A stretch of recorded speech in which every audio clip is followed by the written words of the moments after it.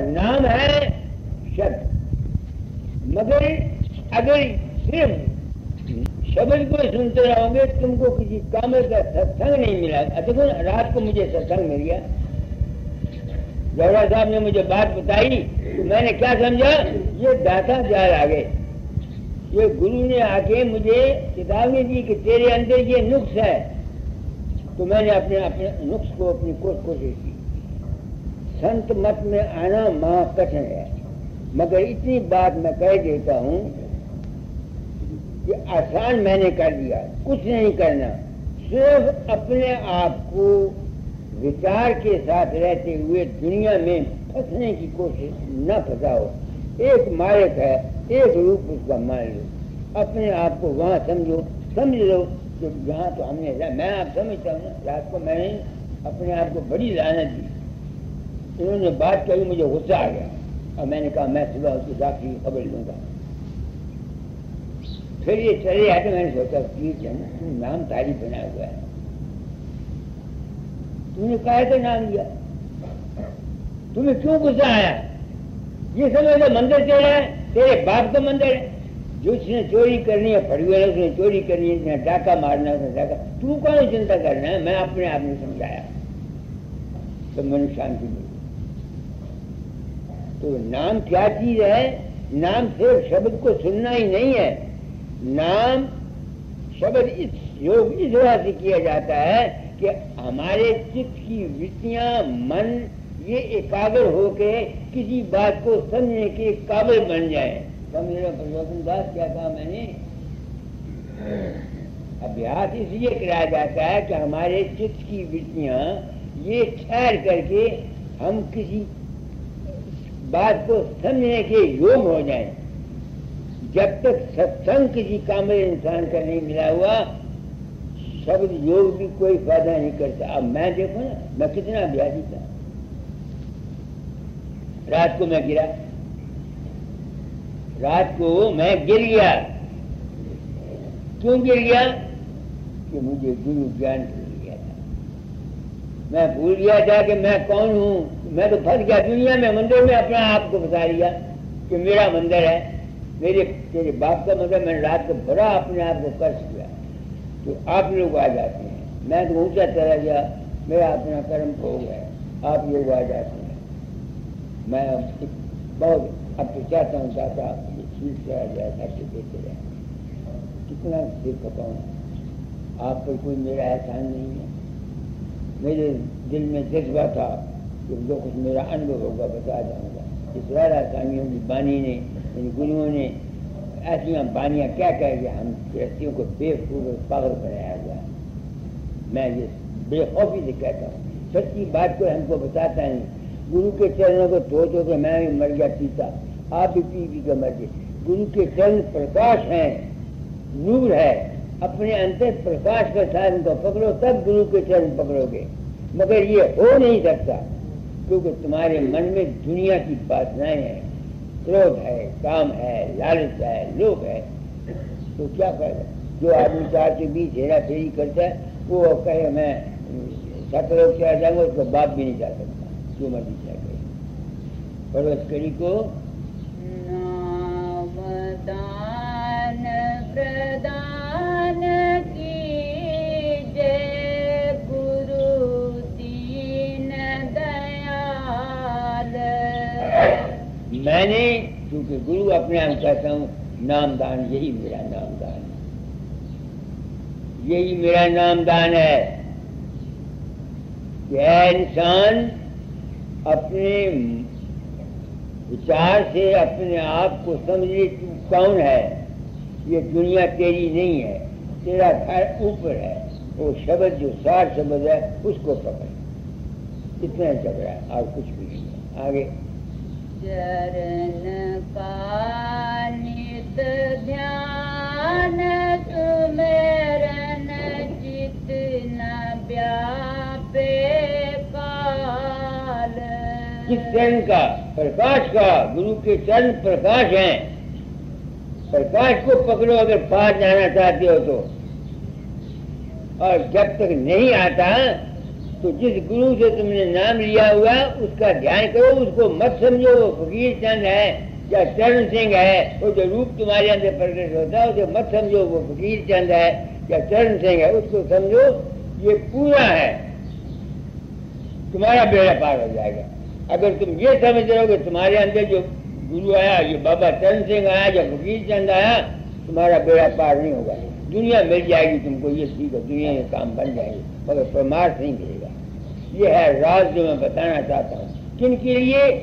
जो चाहते हैं कि हमारा बेड़ा पार होगा, उनके लिए, और जो नहीं चाहते उनके लिए कोई जरूरत नहीं। आगे सर्व समर्थ सर्व अंग संग सर्व जगत आधार। अब देखो, बाहर के गुरु की अगर ये अवस्थी होती तो क्या वो हर वक्त तुम्हारे साथ रहता? तुमने मुझे गुरु कर लिया कर दो, क्या मैं तुम्हारे साथ 24 घंटे रहूंगा? तो कहते सर्व समर्थ सर्व अंग संग, वो अंग संग रहने वाला कौन है? दीवाने हूँ मेरे फकीर चंद मन, तुम ही पावर रहा। वो ताकत है, वो हर वक्त तुम्हारे पास रहती है, और वो है प्रकाश की ताकत, और वो है शब्द की ताकत, तुम्हारे अंतर रहती है। पर इस कड़ी को क्या लिखा है? सर्व सर्व समर्थ सर्व अंग संग सर्व जगत आधार। अब फकीर चंद जगत आधार हो सकता है? सोचो मेरी बात को, हो सकता है? मुझे बताओ। वो एक ताकत है, उसके रूप को समझ के तब तुम्हारा बेड़ा पार होगा। आगे मन से पद कमल को करूं निस दिन प्यार। अपने मन को साफ रखे, अपने अंतर में मालिक सदगुरु तुम्हारे अंतर रहता है, बाहर नहीं रहता। अपने आप को सच्चा बना करके उसके आगे उससे प्यार किया करो, तुम्हारा काम हो जाएगा। दुनिया भी बन जाएगी, दीन भी बन जाएगा। करना तुमने आप है, किसी बाहरी गुरु ने नहीं करना। आगे सिंधु भवती अगम दूतर सूझे बार न पार। विगत मन रहे सोच छिन छिन कैसे जाऊं किनार। मन का समुद्र जो है, मन के ख्यालात जो है तरह तरह के उठते रहते हैं। और मैंने रात को बोला ना बोला तो जवाहर साहब ने मुझे कहा कि ये हुआ अस्पताल में, तो मुझे गुस्सा आ गया। तो मैं कहाँ फंस गया? अपने मन के समुद्र में फंसा कि नहीं फंसा? सारे फंसते हैं।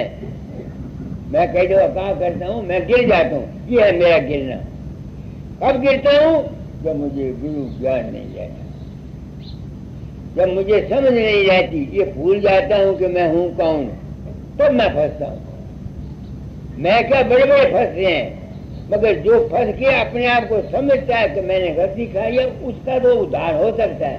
तो जो फंसता है और फिर अपनी गलती को भी नहीं महसूस करता, उसका उद्धार नहीं होता। चलते चलते जो गिरे, जो ताहे न लागे दोष, जो करते ही ना चले तासर कर ले कोष।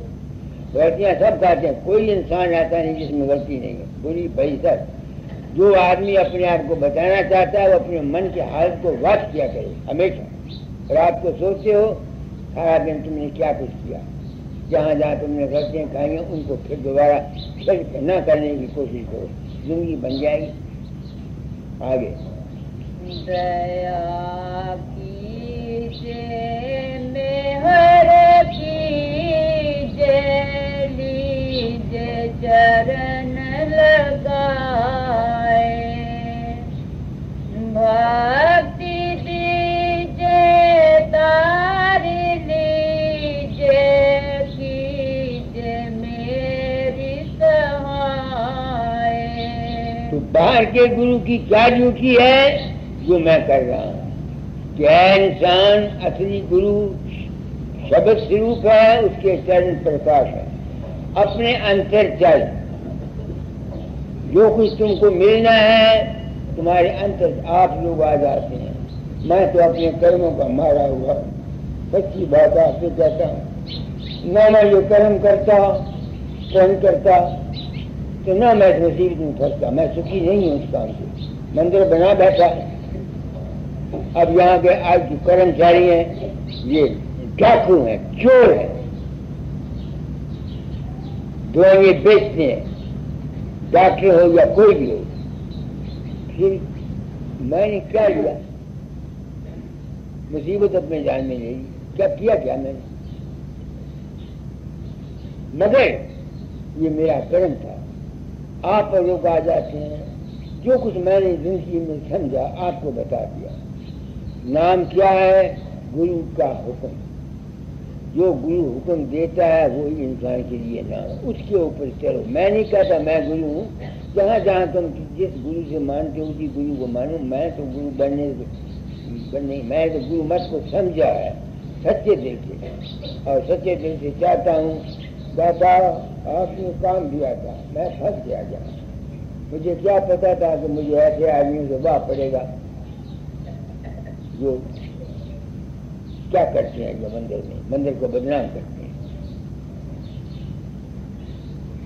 तो आज मैंने बहुत कुछ आप लोगों को कह दिया।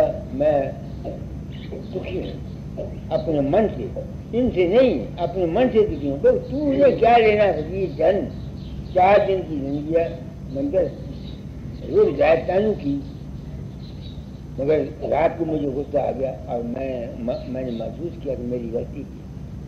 तो आप लोग आ जाते हैं। आपको मैंने आज बता दिया कि नाम दान क्या, नाम क्या है और कैसे मिलता है। नाम रहे चौथे पद माही, वो तुम्हारी अपनी जात है, प्रकाश और शब्द का भंडार है। ये निचले दर्जे हैं। अगर दुनिया का मजा लेना चाहते हो मन का तो निचले दर्जों का साधन किया करो, और अगर बिल्कुल पार जाना चाहते हो तो मन को छोड़ के ऊपर चले जाओ। दोनों बातें आपकी कर दो।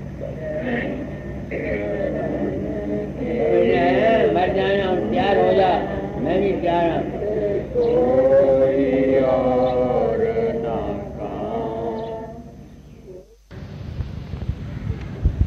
इंसान इस दुनिया में आता है,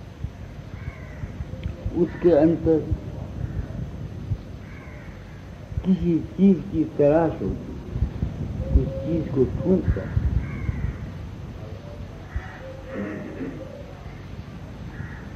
जिसको ढूंढता है उसकी कई शक्लें हैं।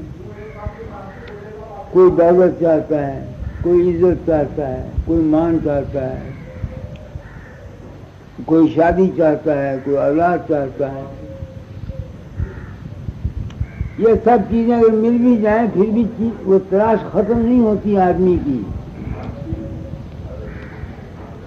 आज पैसा आ गया, क्या वो तलाश खत्म हो जाएगी? आंख लगी रहती।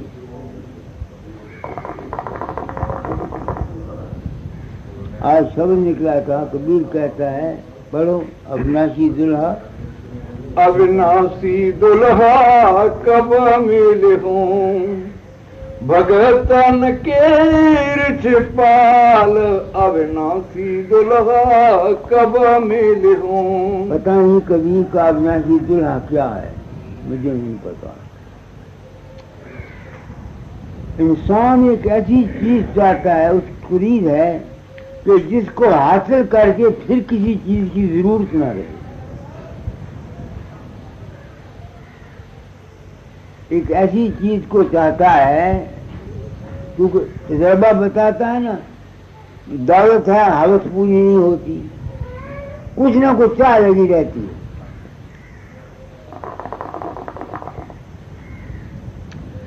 वो अविनाशी दुल्हा क्या है? तो अपनी आत्मा से पूछता हूँ, कबीर सन तू अविनाशी दुल्हा क्या समझता है? अविनाशी दुल्हा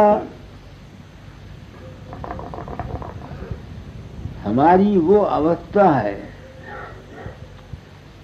जहाँ हमको शांति मिलती है, तस्कीन मिलती है। और खामन करती है ना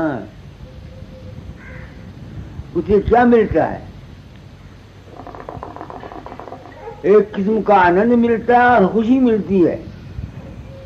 यही है ना दुल्हन और दूल्हा, उनका क्या मतलब होता है कि एक ऐसी अवस्था उनके अंदर जब मिलती है, ऐसी अवस्था छा जाती है जहां उनको खुशी मिलती है, आनंद मिलता है, मस्ती मिलती है। तो अविनाशी दूल्हा मेरी समझ में क्या है, वो अवस्था जहां इंसान अपने आप को बिल्कुल भूल जाता है। जिस तरह स्त्री पुरुष के मेल से इंसान भूल जाता है अपने आप को, शांति मिल जाती है। तो अविनाशी दूल्हा अगर कोई और है कबीर का, तो वो तो मुझे मिला नहीं, न मुझे पता है। मैं ये समझता हूं कि परम शांति का मिल जाना ही अविनाशी दूल्हा है। अब इस परम शांति को हासिल करने के लिए क्या तरीका है? जो तरीका मुझको मिला उसका मैं बता सकता हूं। गो अभी तक परम शांति मिली नहीं, रहता हूं, जिंदगी मौजूद है, एक उस घर का पता लग गया कि परम शांति कहाँ है। परम शांति कहाँ है? सब कुछ भूल जाने में है।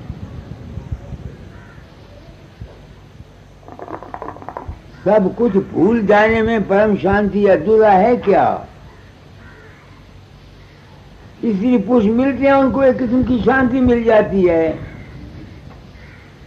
जो उनके अंदर एक काम की अंग का एक जोश होता है वो खत्म हो जाता है। दूसरे महीने में अविनाशी दूल्हा कब मिलता है? जब जिंदगी का जोश खत्म हो जाता है। जब जिंदगी की कश्मकश जो है, लाइफ की, जीवन की कश्मकश जो है, जब ये खत्म हो जाती है, उसके बाद जो अवस्था आती है, मैं उसको अविनाशी दूल्हा समझता हूँ। अविनाशी दूल्हा क्या है? हमारी वो अवस्था जहाँ हम परम शांति को हासिल करते हैं। इसका अवस्था तुम अपने काम अंग से लो, तुम अपने काम अंग से लो। काम भोगने के बाद क्या होता है तुम्हारा? एक किस्म की स्थिरताई आ जाती है, शांति मिल जाती है। यही होता है कि नहीं होता? तो जिंदगी जो हमारी लाइफ है, शारीरिक जिंदगी, मानसिक जिंदगी, आत्मिक जिंदगी, जब इनको शांति मिल जाती है, ये खत्म हो जाते हैं, यानी जिंदगी का खत्म हो जाना के बाद जो अवस्था होती है, जिंदगी में क्या है? जिंदगी में वासना है, ख्वाहिश है। जिंदगी में है क्या? ख्वाहिश है ना, वासना है हमारी। तो जब वासनाएं खत्म हो जाती हैं, जिस तरह काम की वासना खत्म होने के बाद, इसकी पुरुष की मेल के बाद उनको शांति मिल जाती है, इस तरह जिंदगी की वासनाओं के खत्म होने के बाद जो अवस्था रह जाती है, मैं उस अवस्था का नाम अविनाशी दूल्हा कहता हूं। ये मेरा अपना अनुभव है।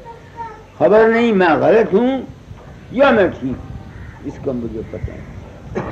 यहां तक शांति को हासिल करने के लिए मैंने बतेरे तद्दत किए। मूर्ति पूजा करता था, रामायण पढ़ता था, दादा दादी शब्द पढ़ता था, ये करता था, अभ्यास करता था, साधन करता था, मगर वो खत्म नहीं होते। शांति नहीं, आनंद खुशी मिलती थी, शांति नहीं मिलती थी। आनंद मिलता था, शांति नहीं मिलती थी। तो मैं रोया करता था। तो दाता दाल ने मुझे ये काम दिया।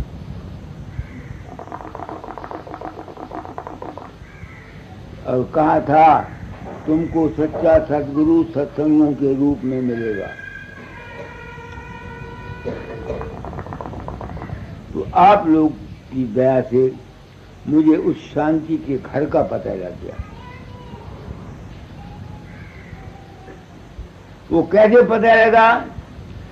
मैं मन में रहता हुआ तरह तरह के ख्याल की कलाबाजियां किया करता था, आनंद लिया करता था, बातें किया करता था, गुरु स्वरूप के साथ बातें करनी और तरह तरह के ख्यालात उठने, विचार उठने, भाव उठने।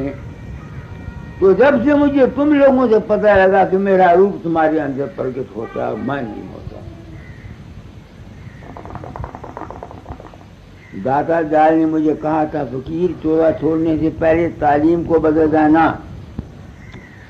मैंने जो कुछ खुद अनुभव किया अपनी जिंदगी में वो कहता हूं, दावा किसी बात का नहीं। अब जब मुझको ये यकीन हो गया कि मैं तुम्हारे अंदर नहीं जाता, तो जो कुछ मेरे अंदर प्रकट होता था, मैं ख्याल करता था, वो क्या था? वो मेरी जिंदगी थी, वो मेरा जीवन था। शारीरिक जीवन, मानसिक जीवन, आत्मिक जीवन, तीन किस्म की जिंदगियां हैं मेरे तुम्हारे अंदर, मेरे अंदर। एक जिस्मानी, एक मेंटल और एक आत्मिक। तो ये तीनों जिंदगियां जब खत्म हो जाती हैं, इनसे गुजर जाता है, उसके बाद जो अवस्था पैदा होती है उसका नाम है अविनाशी दुल्हा। ये मैं समझता हूँ। यही संत मत कहते हैं, तीन छोड़ चौथा पद जीना, सत्य नाम सदगुरु को जीना। मगर यहाँ तक तुम लोग आए हो, तुमको वहां तक जाने की जरूरत है क्या? आप लोग उस अवस्था को हासिल करने की कोशिश करते हैं? नहीं। क्यों? आप लोग आनंद चाहते हैं, खुशी चाहते हैं, आनंद चाहते हैं, खुशी चाहते हैं। किसी के लड़का का नौकर नहीं हुआ, किसी के बच्चा नहीं पैदा हुआ, तो ये संत मत ऐसे आदमियों के लिए नहीं है।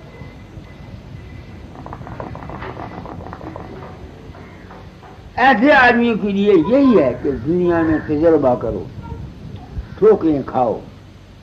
जब ठोकरें खा लोगे फिर शायद तुम्हारा वक्त आए तो इस तरफ आओगे। जब तक इंसान ठोकरें नहीं खा लेता, तजर्बा नहीं हो जाता जिंदगी का, तब तक उसको शांति की सूझती नहीं। संतों का मार्ग विश्राम का मार्ग है, शांति का मार्ग है, आम दुनिया का नहीं। तो मुझको तो भाई तुम लोगों की दया से उस शांति का घर पता लगा। तब से मुझे ये पता लगा कि मैं किसी के अंदर नहीं जाता। क्या हो गया मुझको? मैं जब साधन में जाता हूँ तो जिस्म को भूल जाता हूँ, किसी वक्त नहीं भी भूल सकता। अब खारिश की बीमारी है, खारिश 5वां महीना चला, 6वां। तो जब ये तकलीफ होती है उस वक्त नानी याद आ जाती है। वो जो ज्ञान ध्यान वगैरह सीखा हुआ है सब घुल हो जाता है। बात मैं सच्ची कहता हूँ। तो मुझको ये तजर्बा हो गया कि जब तक जिंदगी है, ये जरूरी बात है कि इंसान अपनी सेहत का ख्याल रखे। काया अगर ठीक नहीं है, मेरा तजर्बा बताता है, तो शांति भी नहीं है। या उस वक्त शांति मिलेगी जिस तरह बीमार को डॉक्टर क्लोरोफॉर्म दे देता है, फिर काटता रहता है, जिसम को सीता है, काटता रहता है, उस वक्त उसको पता नहीं लगता। या ऐसी अवस्था आ जाए कि शरीर से बाहर निकल जाए। असली मकसद है हमारा वो शांति। हम उसको हासिल नहीं कर सकते। क्यों नहीं कर सकते? क्योंकि हमको साधु का संग नहीं मिला हुआ। साधु क्या करता है? एक घड़ी आदि से पुनि आद, तुलसी संगत साध की कटे कोट अपराध।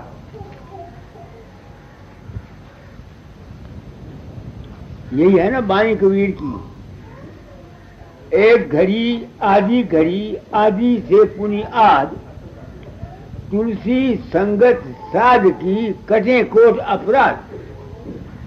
अपराध कहते हैं गलती को। मैंने कोई गलती खाई, आपको तकलीफ हुई, तो मैं कहूँगा महाराज मेरा अपराध क्षमा कर दो, मेरी गलती क्षमा कर दो।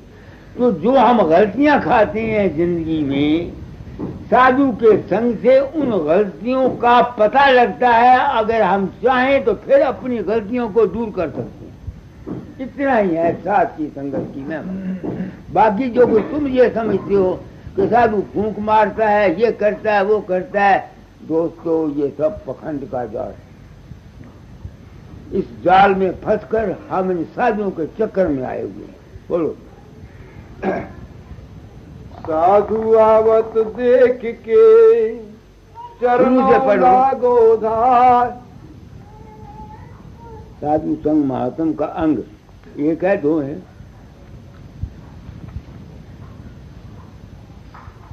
अपने समय भाई मैं पूछता हूँ कि मैं अगर साधु हूँ तो मैं तुम्हारी क्या मदद कर सकता हूँ?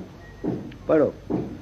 साधु आवत देख के चरणों लागो धाय, क्या जाने इस भेष में हरे आपे मिल जाए। ये अब मैं पूछता हूँ, क्या साधु के भेष में परमात्मा मिल जाता है? ये सवाल है जो मैं नुक्ताचीन हूँ। तुम मेरे भाई हो, बहनें हो,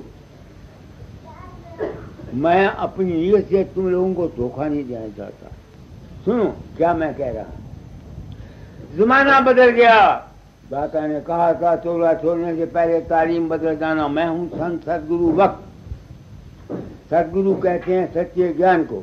इस वक्त में जिस सच्चे ज्ञान की जरूरत है मैं वो बता रहा हूं आप लोगों को। मैं भी कहता हूं कि बेटा बेटी स्त्री दो, किसको दो? तुम नहीं समझते। अपने मन की वृत्ति से बेटा बेटी स्त्री के साथ बंधो नहीं, फंसो नहीं। ये है इसका मतलब। ये नहीं कि बेटा बेटी स्त्री को साधु के हवाले कर दे रहो। साधु नाम है, साधु वो है जो त्रिकुटी में अभ्यास करता है, वो मन की साकारी जी को जानता है। तो जब तक तुम बेटा बेटी स्त्री के ख्याल को अपने आप को अलहदा, उनके बंधन से अपने आप को अलहदा नहीं करोगे, तुमको वो शांति कहाँ मिलेगी? जो शख्स बेटी के मुंह में है, बाप औरत के मुंह में है, पुत्र के मुंह में है, नहीं समझ में आती है, उसको शांति कहाँ? इसका असली अर्थ ये है, ये नहीं है कि बेटा बेटी स्त्री को साधुओं को सबूत करते रहो। मेरे ख्याल में आप समझ रहे हैं मेरी बात को। ये ठीक है बेटा बेटी स्त्री, इसका ये मतलब है कि अपने मन के साथ, इनके साथ जो तुम्हारा मोह है, जो तुम इनके साथ बने हुए हो, इस मोह को त्याग दो, तब तुमको वो चीज मिलेगी। ये नहीं कि बेटा बेटी स्त्री साधु के पास जाके छोड़ जाओ। जाके समझ में आती है बात आपको? बानी गलत नहीं है, सार भाव को कोई समझता नहीं है। बानी जाल महाजालम, ये बानी के जाल में जो फंसा बुरी तरह मारा गया। हम सब सत्संगी, मैं खुद बानी के जाल में कितनी मुद्दत फंसा रहा, मैं खुद बानी के जाल में कितनी मुद्दत फंसा रहा। आरतियां करो भाई। मैंने सोने के ताज बनाए, चांदी के हुक्के बनाए, सिंहासन बनाए, वो फोटो मेरी टंगी हुई है वहां। आरती के मैंने ये है आरत हो करके, दीन हो करके, नहीं समझ में आती है, अपने आप को अपने इश्क के सपूत अपने अंतर करो, ये है आरती। हम तो थाली में दीवा बाल करके आरती करते हैं। आरत के मैंने है, आरती आरत से निकली है ना, आरत के मैंने है जो दीन है। अपने अंतर में बैठकर सत्य होकर, दीन होकर के अपने मालिक से या अपने इष्ट से प्रार्थना करना, उसके शरणागत होना, ये सच्ची आरती है। बाकी की जो बाहर की आरती है, दीवा जलाना, धूप सुखाना, ये करना, ये करना, ये करना, ये सिर्फ बाहर मुक्ता है, इसमें असलियत नहीं।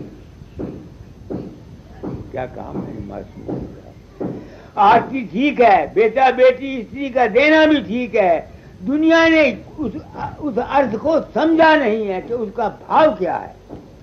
साधु के मिलने से क्या मिलता है? आदमी को खुशी मिलती है, मगर वो खुशी कैसे मिलेगी तुमको? साधु के बात को सुनकर, समझकर और विचार कर। सुखमणि साहब आपने पढ़ी होगी, उसमें क्या लिखा हुआ है? प्रभ सिमरन से पतवंते, प्रभ सिमरन से धनवंते, प्रभ सिमरन से दुख का नाश, प्रभ सिमरन से ये। आगे वो क्या कहते हैं? प्रभु का सिमरन साधु के संग करो। सिमरन कहते हैं याद को। साधु के संग बैठ के ये पहले दरियाफ्त करो कि प्रभु है क्या चीज। इसका नाम है साधु के संग बैठकर प्रभु का सिमरन करना। सिमरन कहते हैं याद को। साधु के संग में बैठकर ये गोष्ठी करनी कि परमात्मा का रूप क्या है, प्रभु है क्या। फिर आगे वो लिखते हैं सुखमणि साहब में, प्रभु जी बसे साध की रचना।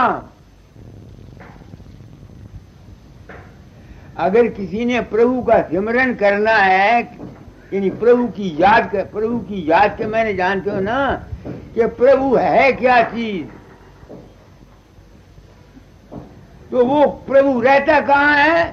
साधु की जुबान में रहता है, जीव में तो लघु रहता है। जो वो वाणी कहता है, जो